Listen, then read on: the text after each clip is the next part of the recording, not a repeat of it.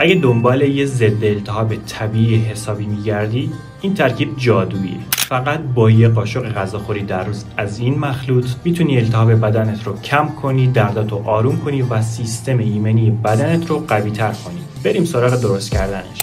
اول 7 قاشق غذاخوری عسل رو بریز توی یه شیشه‌ای که در داره. بعد یه قاشق چایخوری زردچوبه اضافه کن. یه قاشق چایخوری پودر زنجبیل هم بریز توش. و در آخر یه ذره فلفل سیاه اضافه کن که اثر زردچوبه رو 20 برابر قوی تر میکنه. حالا حسابی هم بزن تا عسل طلاییت آماده بشه. این ترکیب یه جور معجزه است. برای بیماری‌های مثل آرتریت عالیه، ولی فوایدش فقط به این ختم نمیشه. روزی یک قاشق غذاخوری از این بخوری، سطح یه ماده توی مغزت به اسم BDNF توی مغزت بالا میره که برای کارکرد مغز خیلی خوبه و حتی میتونه جلوی آلزایمر و بیماری‌های عصبی رو بگیره. تازه کرکومین توی زردچوبه هم نمیذاره سلولای سرطانی رشد کنن. هر روز صبح ناشتا یه قاشق چایخوری از این مخلوط رو بخور. اگه طعمش برات تنده میتونی به شیر اضافه کنی و هم بزنی. با این کار هر روز بدنت رو در برابر کلی بیماری محافظت میکنی و دردهای ناشی از التهاب رو کم میکنی. اگه دوست داری دستورای خفن تر یاد بگیری، بیا تو پیجم.